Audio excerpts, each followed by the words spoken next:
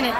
ಇದರ ಉದ್ದೇಶ ಏನು ಅಂತಂದರೆ ಮಕ್ಕಳಿಗೆ ವಿಶ್ವ ಬಾಂಧವ್ಯತೆ ಮತ್ತು ಪರಿಸರ ರಕ್ಷಣೆ ಇದನ್ನ ಎರಡೂ ವಿಷಯವನ್ನು ತಿಳಿಸೋ ಹಂಗಿರಬೇಕು. ದೊಡ್ಡವ್ರಿಗೂ ಮಕ್ಕಳ ಮುಖಾಂತರ ದೊಡ್ಡವ್ರಿಗೂ ತಿಳಿಸೋ ಹಂಗಿರಬೇಕು ಅಂಥೇಳಿ ಒಂದು ನಮ್ಮ ಭಾರತೀಯತೆ ಭಾರತೀಯ ಕಲ್ಪನೆ ಅದರ ಬಗ್ಗೆ ಹೇಳೋದರ ಜೊತೆಗೆ ಈ ಭಾರತೀಯ ಕಲ್ಪನೆಯನ್ನು ವಿದೇಶಿಯ ಅವರ ಮುಖಾಂತರನೂ, ಯಾಕಂದರೆ ಇತಿಹಾಸ ಇದು ಬರೀ ನಮ್ಮ ಒಬ್ಬರಿಗೆ ಅಲ್ಲ, ಬೇರೆದೇ ಅದು ಗ್ರೀಕ್ ಇರ್ಬೋದು, ರೋಮನ್ ಇತಿಹಾಸದಲ್ಲೂ ವಸುದೈವ ಕಲ್ಪನೆ ಅಂದರೆ ವಿಶ್ವ ಬಾಂಧವ್ಯತೆಯ ಒಂದು ಕಲ್ಪನೆ ಇದೆ ಈಗಾಗಲೇ.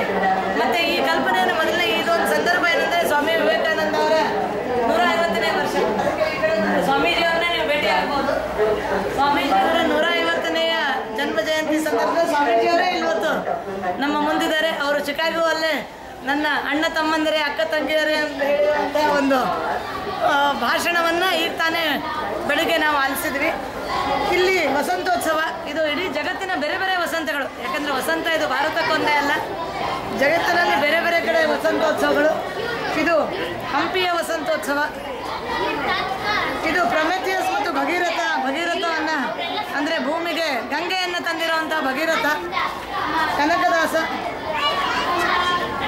ನಚಿಕೇತ, ಜ್ಞಾನದ ಸಂಕೇತ. ಹೀಗಾಗಿ ನಮ್ಮ ಅನ್ನ ಅಕ್ಷರ ಮತ್ತು ಆರೋಗ್ಯ ಇದು ಅದಮ್ಯ ಚೇತನದ ಘೋಷವಾಕ್ಯ ಇರೋದ್ರಿಂದ ಇದು ಅಥೇನಾ ಶಕ್ತಿ ಮತ್ತು ಸರಸ್ವತಿ. ಅಂದರೆ ಬೇರೆ ಕಡೆ ಅಥೇನಾ ಅಂದರೆ ನಮ್ಮಲ್ಲಿ ಶಕ್ತಿ ಸರಸ್ವತಿ. ಇಲ್ಲಿ ಮತ್ತೆ ಸ್ವಾಮಿ ವಿವೇಕಾನಂದರು ಇದ್ದಾರೆ. ಅವರ ಕಥೆಯನ್ನು ಕೇಳಿ. ಸಣ್ಣದೊಂದು ಮಾರ್ಗ ಇರುತ್ತೆ. ಮಾರ್ಗದಲ್ಲಿ ಹೋಗ್ತಾ ಇರುವಾಗ ಅವ್ರು ಹೇಳ್ತಾರೆ, ಅಯ್ಯೋ ಈ ಸಣ್ಣ ಮಾರ್ಗದಲ್ಲಿ ಹೇಗಪ್ಪ ಹೋಗೋದು ಅಂತ ಹಂಗೂ ಏನೋ ಮಾಡ್ಕೊಂಡು ಹೋಗ್ತಾ ಇರ್ತಾರೆ. ಆಗ ತಕ್ಷಣ ಇಲ್ಲಿ ಜನಪದ ಕಲೆ ಅದನ್ನು ಮಾಡ್ತಾ ಇದ್ದಾರೆ. ಇದು ಜನಪದ ಕಲೆ, ಇದು ಚಿತ್ರ ನಡೀತಾ ಇರ್ತದೆ. ಬೆಳಗ್ಗೆಯಿಂದ ಬಹಳಷ್ಟು ಚಿತ್ರಗಳಾಗಿದೆ. ಇಲ್ಲಿ ಮಕ್ಕಳು ಚಿತ್ರ ಬಿಡಿಸ್ತಾರೆ. ಬೆಳಗ್ಗೆಯಿಂದ ಸಾಯಂಕಾಲವರೆಗೆ ಚಿತ್ರಗಳನ್ನು ಬಿಡಿಸಿ ಬಣ್ಣಗಳನ್ನು ತುಂಬುವಂಥ ಒಂದು ಕೆಲಸ. ಮತ್ತೆ ಭೇಟಿ ಕೊಡೋಣ. ಕನ್ನಡ ಪದ್ಯವನ್ನು ಹೇಗೆ ರಚನೆ ಮಾಡ್ಬೋದು, ಯಾಕಂದರೆ ಇವತ್ತು ಪದ್ಯ ಅಂದ ತಕ್ಷಣ ನಾವು ನವ್ಯ ಕಾವ್ಯದ್ದೇ ನೆನಪಾಗತ್ತೆ. ಅದಕ್ಕೇನು ಛಂದಸ್ಸಂತೂ ಇರೋದೇ ಇಲ್ಲ, ಅರ್ಥ ಸಹ ಇರಲ್ಲ.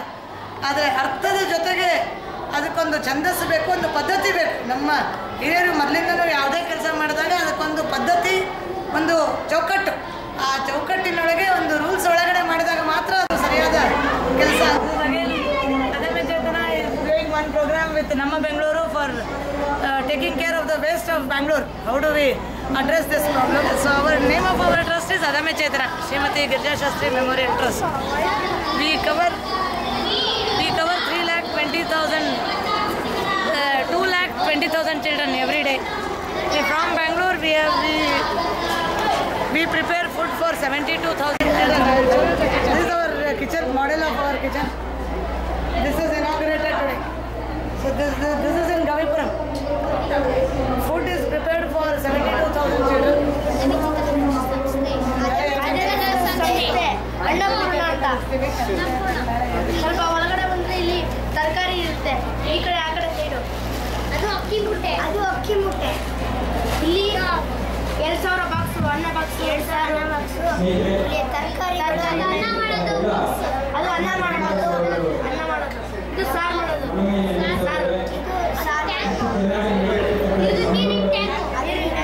ಅಲ್ಲಿ ಸಾಸಿವೆ, ಬೆಲ್ಲ, ರಾಗಿ ಎಲ್ಲ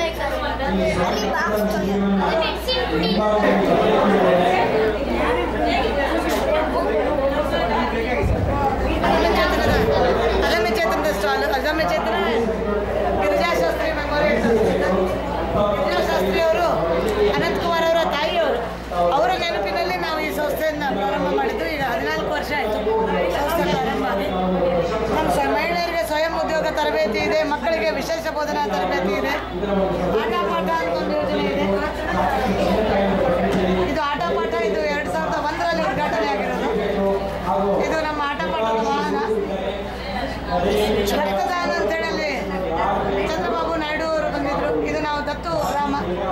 ಈಗ ನಮ್ಮ ಪುಟಾಣಿ ಇವನು ಹೇಳ್ತಾನೆ, ಎಕ್ಸ್ಪ್ಲೇನ್ ಮಾಡ್ತೀನಿ. ಅದಮ್ಯ ಚೇತನ ಸಂಸ್ಥೆಯು ಇದು ಅದಮ್ಯ ಚೇತನದ ಅಡುಗೆ ತಯಾರಿಸುವ 2 ಲಕ್ಷ ಮಕ್ಕಳಿಗೆ ಅನ್ನವನ್ನು ತಯಾರಿಸುವ ಒಂದು ಬೆಂಗಳೂರಿನ ಕೇಂದ್ರ. ಇದರಲ್ಲಿ ಮಕ್ಕಳು ಕೇಂದ್ರ ಸರ್ಕಾರದ ಸಹಯೋಗ ಸರ್ಕಾರದ ಸಹಯೋಗದಲ್ಲಿ 2 ಲಕ್ಷ ಮಕ್ಕಳಿಗೆ ಅನ್ನವನ್ನು ನೀಡುತ್ತಿದ್ದಾರೆ. 70,000 ಮಕ್ಕಳಿಗೆ ಬೆಂಗಳೂರಿನಲ್ಲಿ ಮಾತ್ರ ನೀಡುತ್ತಿದ್ದಾರೆ. ಇಲ್ಲಿ ಊಟದ ಜೊತೆಗೆ ಚಿಣ್ಣರ ಚೇತನ ಗೋಡೆ ಪತ್ರಿಕೆಯನ್ನು ಕೊಡ್ತಾ ಇದ್ದಾರೆ. ಇದು ತಿಂಗಳು ಕೊಡ್ತಾರೆ. ನಮಗೆ ಪಾಠಕ್ಕೆ ಸಂಬಂಧಿಸಿದಂತೆ ಕ್ವಶನ್ ಕೊಡ್ತಾರೆ, ಮತ್ತು ಪಾಠಕ್ಕೆ ಸಂಬಂಧಿಸಿದ ಇಲ್ಲದೆ ಇರೋ ಕ್ವಶನ್ಗಳು ಕೊಡ್ತಾರೆ. ನಮಗೆ ಪದವನ್ನು ಕೊಡ್ತಾರೆ, ಅದರಿಂದ ಸ್ವಲ್ಪ ಲೆಕ್ಕಗಳು ಬರ್ತದೆ. ಅದರಿಂದ ನಮಗೆ ಗೊತ್ತಿಲ್ಲ ಅಂದರೆ ನಾವು ಟೀಚರ್ಸ್ ಹತ್ರ ಕೇಳಿ ಸಾಲ್ವ್ ಮಾಡ್ತೀವಿ. ನಮಗೆ ಗೊತ್ತಿಲ್ಲದೆ ವಿಜ್ಞಾನಿಗಳೆಲ್ಲ ಇಟ್ಟಿರ್ತಾರೆ.